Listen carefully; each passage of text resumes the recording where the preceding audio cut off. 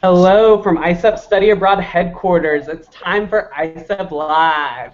Thanks so much for joining us today. We have a very special show of ISEP Live today. We're talking about traveling to Europe on a shoestring budget. So we're really excited to be covering this topic today and talking about some of the logistical pieces of traveling to Europe, as many of you are planning for your study abroad experience here in the coming months. It's a really relevant time to be talking about Europe on a shoestring. The dollar is as strong as it has been in many, many years against the euro, making Europe very, very affordable for travel right now. So it's really a relevant time to be talking about this. We're really excited to have a lot of previous ISEP students with us to tell you about their experience from their own viewpoint, so you can really hear it from the people who've experienced it themselves. So again, we're really excited to have you here today. We're covering a couple different topics in terms of affordability in Europe. The first will be travel. We'll have each of our presenters talk about their experience with travel and how to do that in an economical way. From there, we'll talk about food, talk about cultural events, and we'll discuss transportation. So we're covering a lot of ground today and really, really relevant topics to you. Before we get started, I do want to remind you, with ISEP Live, the beauty of you being here with us live is that you have the opportunity to really interact with our presenters and ask questions and get the real answers that you're looking for. There are a couple different ways you can do that. The first is with the question and answer toolbar right on the right side of your screen in Google+, if you're watching this show live. The other is with hashtag ISEP Live. So we definitely want to interact with you on social media. So if you have questions for us during the show, use the hashtag and ask them that way, and then we can get them to our presenters in that way. So there's a couple different ways to do it. But again, that's the beauty of you being here with us live, is that you can really get honest feedback right on the spot. So we'll go ahead and get started. I'm going to let each of our presenters introduce themselves and tell us about where they studied. I'm also joined by Will, who is one of our program officers. So if you want to introduce yourself. Hi, everyone. So my name is Will Pope. I'm the program officer here at ISEP for Germany, and I studied abroad in my college years at the University of Heidelberg. So I am excited to give you my opinions. Great. And we'll jump to our presenters. So first, we have Michelle. Hi, I'm Michelle. I'm a senior at Monmouth College, and I studied abroad in Amiens, France at Université de Picardie-Jules Verne. Excellent. And we'll jump to Jonathan. My name is Jonathan Ray. I'm studying at St. Ambrose University in Davenport, Iowa, and while I was abroad, I studied at Sacre Cuore in Milan, Italy. Excellent. Jessica, go ahead. I'm Jessica Honeycutt. I'm a senior at East Carolina University, and I studied abroad in Blagoevgrad, Bulgaria at the American University. Excellent. And finally, we have Anthony. Hi, everyone. Universities in one semester. I was in the University of Almeria. In the second semester. Excellent. It looks like we have a little bit of technical difficulty with Anthony, but again, as he mentioned, he had two different study abroad experiences, so we're excited to get his perspective here as well. So we'll go ahead and get started with our first topic, which is travel. Our presenters are each going to give their tips for low-cost travel in their respective countries and in the region in general. So we will kick it off with Michelle, if you want to start us off. Okay, while I was traveling there, I took the train most of the time. I was about an hour north of Paris, so that train ticket was about €10 if you got on the right time. One of the things to make the train cheaper is get on at weird times. So I found that like earlier in the morning or after people got through like the going to work rush, those were going to be the best times. But also like shop around for what's going to work best. And definitely like move your trip if it's not going to work for the time. There are also Rail Europe cards. I think there's a card for students and young people. There's also a site called BlaBlaCar that can be used. It's a rideshare program. So you type in where you're coming from and where you're going to and about what day you'd want to go. And you can find someone that's going the same direction and will give you a ride. Excellent. Thank you. We'll jump to Jonathan. Tell us about your time. What's your perspective on effective travel? Okay, over in Milan, you're going to be doing the metro a lot. It's a pretty big city. This little card, if you can make it out, it's an ATM card. You're going to want to get one as soon as possible. It's about, I think, €30 a month for that, but it's going to save you a lot of money in the long run. So as you go back and forth to school in your apartment, you're going to want that. And then also, as far as like flying, there's buses that'll take you from Milano to Centrale for about 10 years round trip to the port, and you can use the big city. You can go round trip to Paris for €40, Athens for €40, and a bunch of other cities. So definitely do that. And there's also a lot of trains too you can take, and their prices are reasonable. And one cool thing is that you can take Train Italia, which is one of the big train systems. You can take that on Saturday, 2 for 1 if you bring 2 people. Great. Jessica, what about you? Well, in Blagoevgrad, the actual city, you're going to be walking around a lot. You're not actually going to need a lot of transportation funds, but if you do, say on a rainy day, the taxis are super inexpensive. Sofia, which is the main capital, you can get a train there for like 7 leva, which is like $5, and then a bus ride for 10 leva, 9 leva if you have your student card. Always ask for student discounts because a lot of transportation in Europe will have student discount, or public transportation will have student discounts. Yeah. Great, thank you. We'll jump to Anthony. Are you with us, Anthony?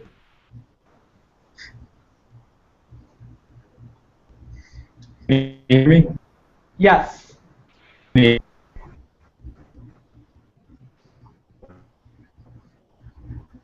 sounds like Anthony is cutting out again, so we'll come back to him in just a second. But we'll get your perspective. What about, how does it look from the German perspective? Definitely. So all students who are enrolled in a German university, they contribute to what is it is called a Semestergebühr, which is a semester contribution, and what that gives each student is a semester ticket for rail and bus, which is completely free, especially with ISEP participants, and it allows you to travel within the state that your university is in. Another great sort of ticket that you can purchase, which is underutilized, is called the German Rail Pass, which is distributed by Deutsche Bahn, and that is available to anyone who's 25 and under, and you can purchase a pass that allows you to hop on and off bullet trains that will take you quickly across the country. Some go into Austria and Switzerland as well, and typically that allows you to have 3 to 10 day the 3 to 10 day ticket, which actually is typically the cost of a singular ticket to that destination. So it's really affordable for students, and something I recommend to take advantage of. All right, great. Well, again, a reminder to our viewers, those of you who are just joining us, feel free as we go to ask questions of our presenters. We might have chances within the presentation to talk through questions, or at the end. So if you do have questions as we go, feel free to type those in, again, using the question and answer toolbar or using the hashtag ISEPLive.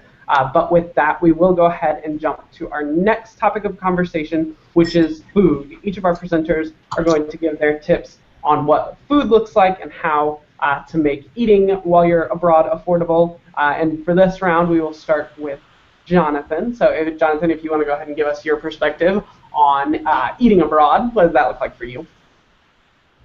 All right, so for starters, I did ISEP Exchange, and as an ISEP Exchange student, we were given 1 meal a day at the cafeteria, along with little meal tickets, which added up to quite a bit of money, which we could use at grocery stores or restaurants that would accept them. So I recommend going to grocery stores, buying yourself some pastas, and cooking it up, and you can save a lot of money that way.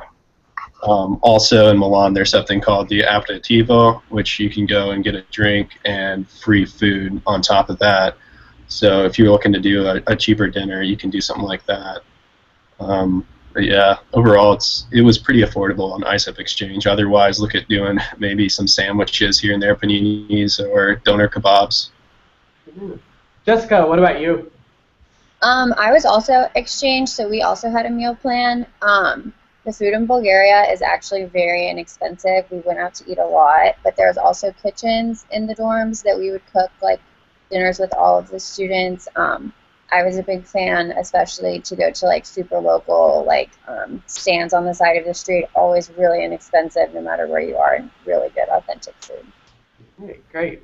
And then we'll jump to Will and let him give us his perspective on Germany. So typically students do get a stipend when they're studying on exchange. When I was in Heidelberg, I did not have that. However, I would often eat at the Mensa, which is the cafeteria. And so I did that for lunch, and then I would usually purchase groceries and cook my own dinner. A lot of the ISEP programs, the dorms that you're in, the facility that you're in will have a kitchen, cooking facility. And so it can be very affordable to perhaps eat at the cafeteria for one meal and then cook for another. Great. What about you, Michelle? For me, I got a stipend as well. So I grocery shopped most of the time. Food was fairly inexpensive, and I could probably generally go about €30 a week, which was much less than what the stipend gave me. And I suggest in France, go out to eat, but don't go all the time. Definitely not to sit-down restaurants. That could cost you about €30. But if you do want to eat out, go to the patisseries or the creperies. Those are generally fairly inexpensive, and they'll still give you the nice French food feel. Yeah, great. And we'll jump back to Anthony. It looks like he was able to rejoin us. Anthony, we were just talking about food. Can you give us your perspective on eating abroad and how you were able to make that affordable? Yep, can you hear me now? I can. Thank you so much. All right, yeah, perfect. Yeah, so I was in Spain. In Spain, we're known there for the tapas. So those are small foods, and there was a lot of just small little restaurants where you can go and buy things such as a small plate for dinner. And a lot of places in Almeria where I was, they would have a combination of a plate of tapas and a glass of wine, usually for no less than maybe €2 or €3, and it was really good food. So in Spain, that's something to take advantage of. Another thing as well is a lot of the universities, especially in Spain too, they have incredible meal programs. Some of the places we'd get about 2 or 3 plates of food, and we'd bring a lot of that home since we got so much. So so definitely take advantage of the local places. Also, yeah, go to your stores. Doner Kebab is a big place in Europe. Yeah, so take advantage of the El Dia, that's one in Spain. Grocery stores, just cheap places to buy, cook in house if possible. But yeah. Yeah. Did you want to also give us your perspective on travel since that got cut off earlier? All right, yeah, sure. For travel in Spain, they have an incredible bus service. It's called ALSA, A-L-S-A. There's connections between all different places for very cheap prices. Also in Spain, they have an airline, Vueling, V-U-E-L-I-N-G, and that has really low prices. And also airlines such as EasyJet and Ryanair. You can find prices or cheap flights between different places for incredibly cheap prices, less than maybe 25, 30 euros. Great, thank you. And with that, we will jump to our third category, which is talking about cultural events and how you're able to participate in cultural events and still keep your budget. So we will start with this topic with Jessica. Tell us about your experience. Wow, there was AUBG and my school in Bulgaria offered so many culture events like through the school, basically weekly. I experienced a lot of different students from different countries just being at my school. It was great. It was like 70% were from out of the country. And then another thing is when you wanted to do a lot of stuff, like always like ask for student discounts like with your student card. I know when I went to Athens, I got into all of the museums and exhibits and ruins for free with my student card. Anthony, what about you? What was your experience? For me, I had Erasmus at my university. And Erasmus was incredibly helpful. It's the European exchange program. I think I have it. I don't know where I put it. I had an Erasmus card that they gave us, and so they gave me a lot of different privileges, getting into museums for free. So sometimes they had discounted, even for travel, discounted with the Erasmus card. But definitely take advantage of any trips going on at a university. For example, in Spain, we went to Sevilla with Erasmus. We also they had trips to Madrid, and a lot of local places to visit the local towns. So you really get to experience the culture of your country through that program. Great, thank you. Will, what about you? What was your experience in Germany? Definitely. So a lot of the cultural events that you're going to end up going to are actually completely free to begin with. Just walking around a Christmas market or walking into a beer hall. Of course, you can show your ID. At some restaurants, they will give you a student discount for a beer. So do take advantage of that. But just walking around in general, there are different holidays and stuff. There will be festivals going on, and you can really soak up a lot of the culture that way. Great. Michelle, what about you? One of the biggest tips is look around campus. I know the school I was at, we were partnered with 2 different organizations that had trips frequently that were definitely discounted trips, and even just brochures for things going around town. My friend and I went to a play at one of the local theaters, and we got student pricing for that. Also in France, most of the museums are free on Sundays. Also, a lot of the places, if you have an EU visa, that counts as an EU residency, which gets under 26 in for free. So places like the Louvre, Musée d'Orsay, Versailles, they all offer free admission for EU residents. Also, your student ID gets you in free for a lot of places in France as well. Right. Jonathan, what about you? So I'm kind of in the same boat as Michelle, where we had 2 different organizations that gave us discounts as far as going on different student trips or going out together, and they hosted different events, and we had little cards like this one. Oh, there we go. So it was like ESN and ISCG, I think, was the other one. But of course, there's tons of markets going on all over the place. You got to kind of find out different districts and go to them. In the southwest of Milan, there's a really cool area, which is the Canal District. So you got to check that out. And just traveling and seeking different events is really nice. Find travel buddies. Great. Thank you so much. We have one more topic that we're going to cover here in just a second. But again, a reminder to our viewers, please feel free to ask questions of our presenters, and we'll get to those here in just a second. But before we do, we will talk about our final topic in the first flow, which is transportation. So with that, let's have Anthony give your perspective on what affordable transportation looked like for you while you were abroad. In Spain, especially in Almeria in the south, you have to walk a lot. So we'd be walking just all around town, and to bring good walking shoes, and that's one of the biggest bits of advice you can bring for packing. But also they had bus services, and we'd get bus cards. It was a lot cheaper than paying individually every single ride. So you get a bus card that works, and they even had student discounted cards. So we used that both in Almeria and then also when I was in Vigo. That was a bus pass. So. Yeah. Will, what about your experience from Germany? So I actually already mentioned it. I really encourage students to take advantage of the German Rail Pass, which is distributed by Deutsche Bahn. It's just super affordable. Another thing that you might want to look out for are airports and airlines that are a bit off from the main airports. So Frankfurt has Frankfurt Hahn Airport, which is about 2 hours outside, and you can fly with German Wings or Ryanair. I studied in southern Germany, so I was really close to Frankfurt, and went to Portugal for a week for $40. So. Oh. What about you, Michelle? In my city, we had a bus system that was fairly good bus system, and they had a student discount, so I ended up paying, I think, €23 a month for that, and it was a student discounted. But I actually gave up my bus pass for the last 2 months I was there because the weather got amazing, and I walked everywhere, and it's a great way to just interact with the city in a new way. You don't necessarily see everything when you're on the bus, so if you get a chance, walk. And definitely bring good walking shoes. I ruined 4 pairs of shoes while I was over there. So. Great. What about you, Jonathan?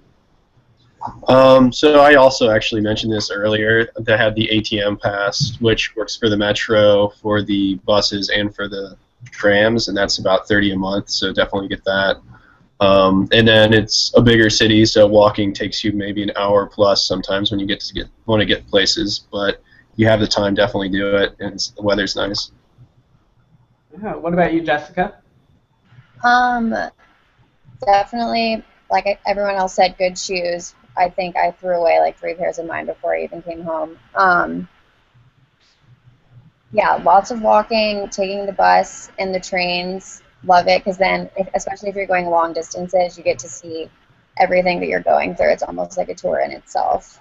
I know, like, I took the bus from Bulgaria to Athens. It was a 12-hour bus ride, but the whole way it was just the ocean on one side and the mountains on the other, and it was like something that you wouldn't experience in a plane. Great, thank you.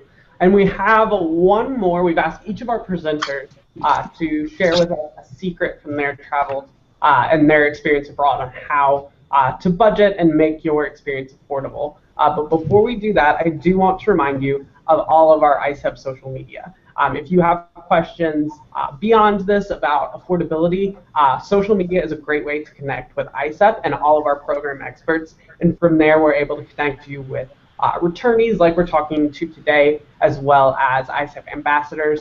So if you have more questions for us, feel free to interact with us on social media after today.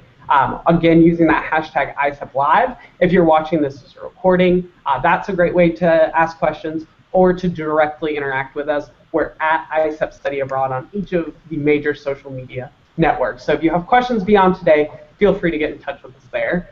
But with that, let's finish off and have each of our presenters tell us their secret. So we'll start with Will.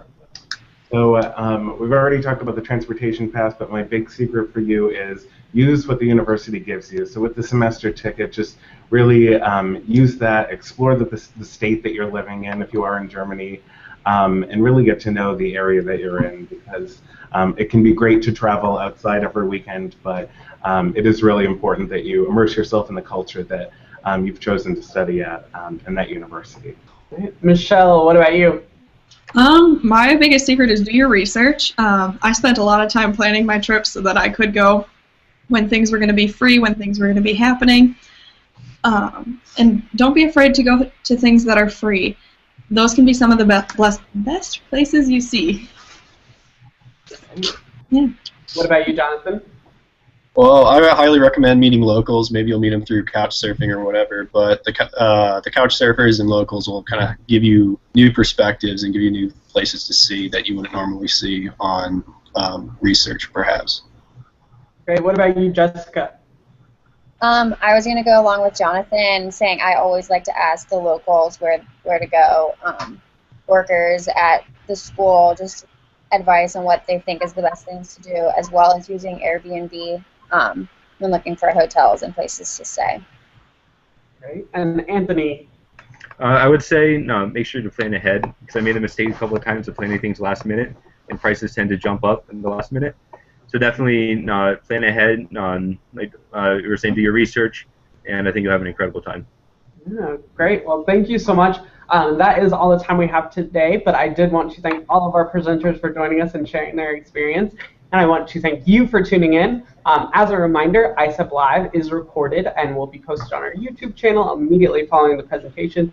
So if you want to review any of these tips from our program alumni, definitely check us out there. Or if you want to see any of our other ISEP Live shows, you can find those on our YouTube channel. And this is our last ISEP Live for the semester, but tune in next season as we explore more of the people and places that make up the ISEP network. Thanks again for watching.